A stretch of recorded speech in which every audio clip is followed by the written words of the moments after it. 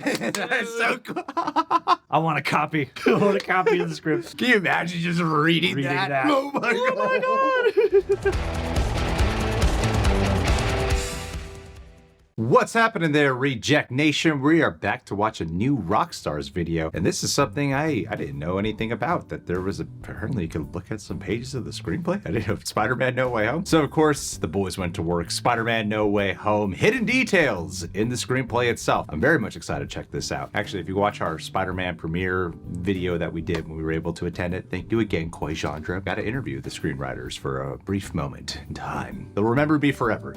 I am not just part of many people who got to speak with them. Anywho, let's get to it. Subscribe to New Rockstars if you haven't done so already. Welcome back to New Rockstars. I'm Eric Boss, and Spider-Man No Way Home was embedded with even more secret layers of meaning than we realized, because this film's official screenplay was just released, and let me tell ya, while it wasn't staring wide-eyed and screaming and crying at this movie in IMAX, it was one hell of a read that still made me do all of those things. I can't believe we can read this. All 181 pages of this to find a ton of new details that are not that obvious from watching this film. Some deeper context, subtext, literal texts that made me appreciate this movie's attention to detail even more. And the fact that this movie snuck in a Stan Lee cameo? I swear to God, if they weaken at Stan Lee let's break this down. Now, the version of the No Way Home screenplay that has been released is the final script, the draft submitted for awards consideration. Film scripts are really living documents that evolve throughout production and post-production to give each department a blueprint for the movie as it comes together. So this draft is likely one that the screenwriters assembled after the film's release to best reflect what we actually saw in the film. The title page reads, Serenity Now! The No Way Home production title before its public title was decided and announced. Serenity Now is a reference to the sitcom Seinfeld, season 9, episode 3, in which George's father, Frank Costanza, repeats the phrase, Serenity Now! Really is a calming mantra that he heard from a self-help tape, but because this is Frank Costanza, it just makes him angrier and bottles up his rage. Serenity Now! Now, when we first heard the production title, this movie was going to be Serenity Now, it just seemed like a random Seinfeld joke. Really, many production titles are just random phrases. However, if you think about it, the core emotional arc for Peter Parker in No Way Home is to embrace Aunt May's Zen mindset of helping people instead of dooming them. And despite Peter's rage exploding against Green Goblin, he must channel his inner Serenity Now and let it go. He should have shouted, Serenity Now! Serenity now! You can live, Goblin. Serenity Now! The mantra worked. Instead of like,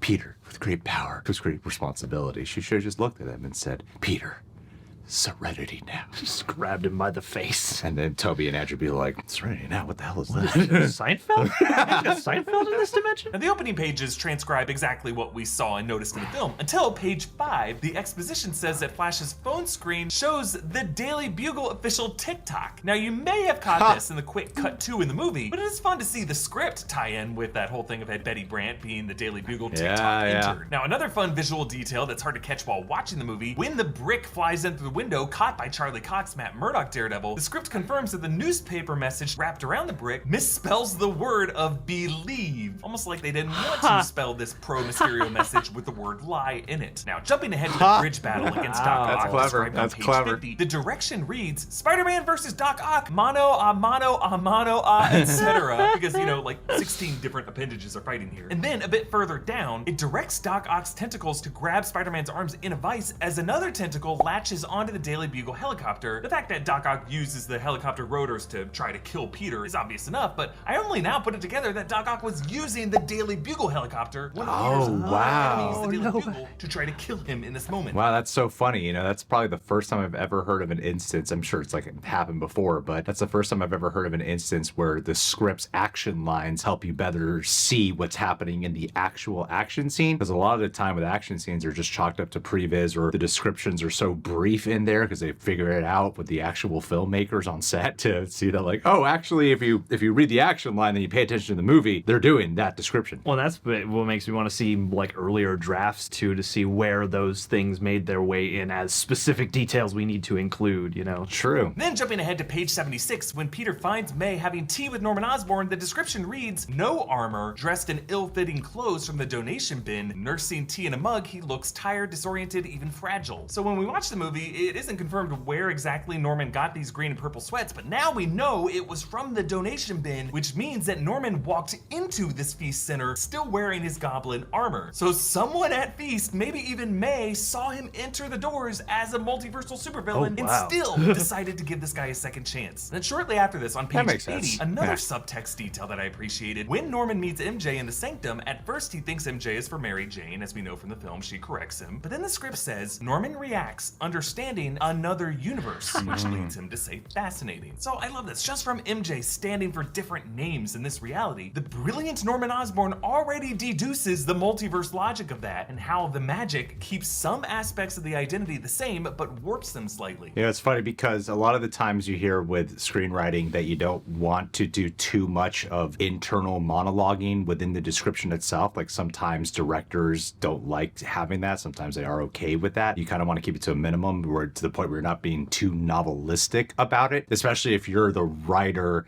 and not the director of it as well. No room for interpretation. That makes perfect sense to me, because in the movie itself, like when he says fascinating, I think most of us would conclude that, oh, he's putting it together, multiverse, he knows what's happening. That is a great thing to point to as internal monologue of what's probably happening with Norman Osborn, and how through the direction and the performance of Willem Dafoe, we're able to know what he's talking about when he says fascinating. Really, the bigger detail is a few pages after this, Doctor Strange's box. Now, hearing the name of it, I thought it was the Machina Dicotomus, but in the script it is spelled La Macchina di Cadavis, which is Italian for the machine of Cadavis, Italian being a key language because it's a nationality of Cagliostro, the sorcerer who wrote Camertage's Book of Cagliostro. But the word Cadavis is an important Easter egg because it refers to the Crystal of Cadavis, which comes from the Marvel team-up number 21 in 1974, in which Spider-Man teams up with Doctor Strange to fight a sorcerer named Xandu, who hypnotizes Peter into stealing the Crystal of Cadavis, which Xandu needs in a plot to resurrect his wife. The word Cadavis, a play on cadaver. And what's amazing about this is months ago, I actually found a clue in the trailer of a car on the bridge with a license tag of MTU 2174, which was a reference to this exact comic issue. My man. The plate was removed from the final cut of the film. Now, on the next page, page 84, it says that when Strange activates the box, golden light was supposed to begin enveloping the villains in their cells, but interestingly, they left this out of the film and saved it for when the spell was complete at the end. Now, in Peter's confrontation with Strange in the mirror dimension, on page 88, Peter using geometry to best Strange is described in a pretty fun way. Strange looks around, webs everywhere, closing in on him as the rocks turn and spin, not so random after all, as Strange is completely ensnared in a web. I love describing it this way because it reflects the way Strange used to see the universe as random, tiny momentary specks within an indifferent universe. But the lesson Strange must learn is that there is always a deeper order to the chaos than he thinks. So jumping ahead to yes, good call.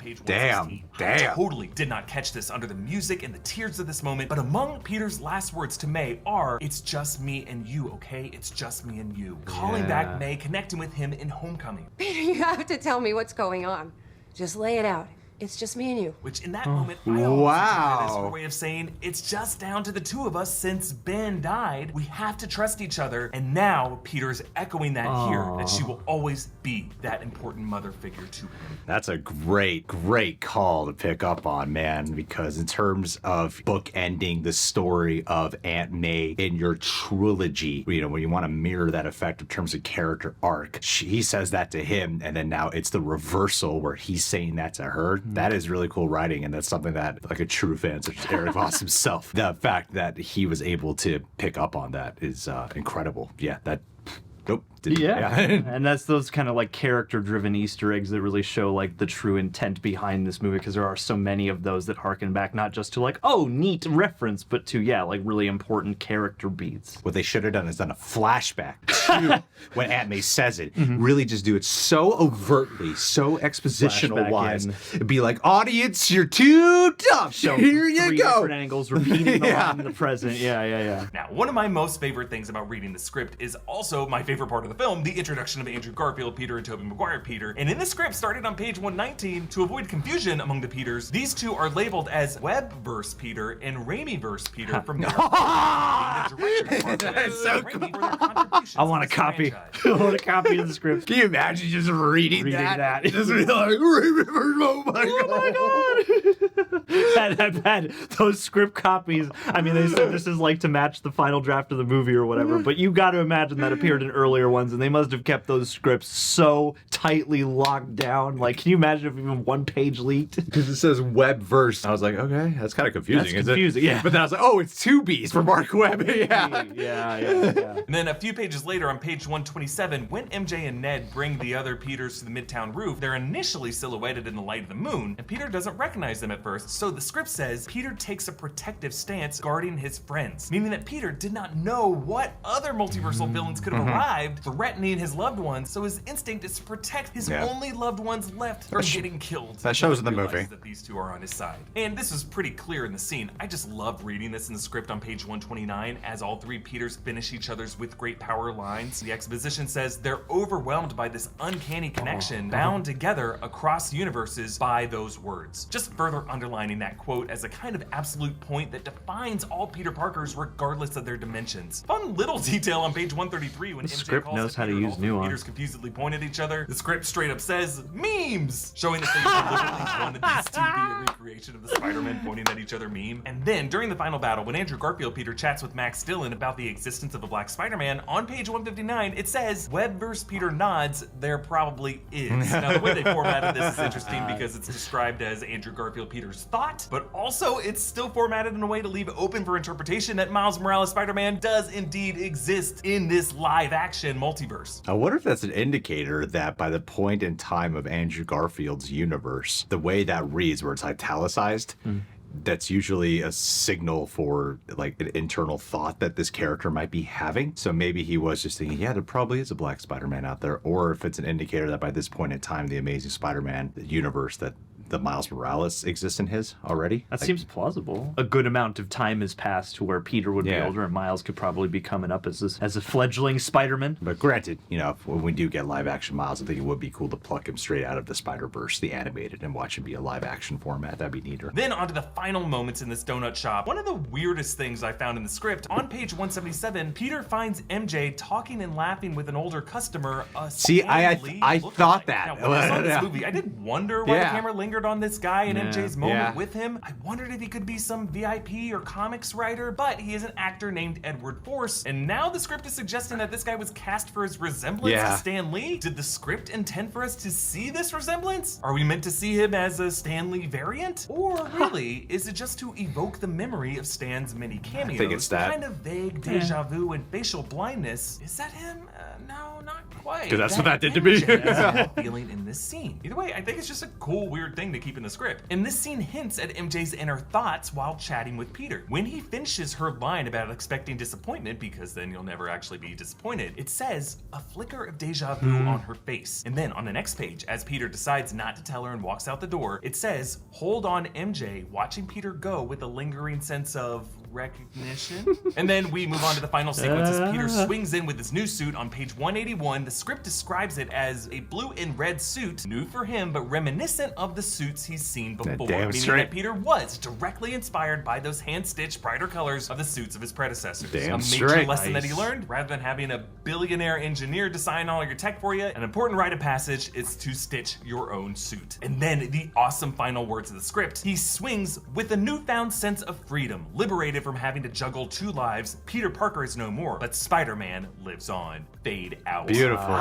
Yes. Now, while it is easy to walk out of this film feeling a bit down about the stranger Peter now is in his world, cut off from everyone he loves, hearing it this way reminds me of how his Peter Parker identity always weighed him down. The opening shots of Spider-Man Homecoming showed us a kid itching to escape from his life as a bullied high school student so that he could come alive, finally at the end of the day, as a masked, friendly neighborhood Spider-Man. It's bittersweet. And this ending finally gives him that freedom. You can support New Rockstars by checking out our merch options That was at cool. newrockstarsmerch.com. I want to read Follow that. me I'm going to on read that. Instagram and Twitter at EAVOS. Follow New Rockstars. Subscribe to New Rockstars for more analysis of everything you love. Thanks for watching. Bye. Damn. That's cool. That's cool. I did not know it was online. Sounds like it's official. I don't feel like New Rockstars would cover an entire league. They stole it themselves to get the scoop. Yeah, that was amazing. Yeah. I really enjoyed that a lot. That's that's got to be one of my favorites I've seen of New Rockstars, to be totally honest. Great look into the process. Someone who has a passion for writing, I did really appreciate that one a lot. All right, guys. Well, subscribe to NR if you haven't done so already. You can subscribe to us, and thanks for being here. Leave a like if you can. Catch you guys soon.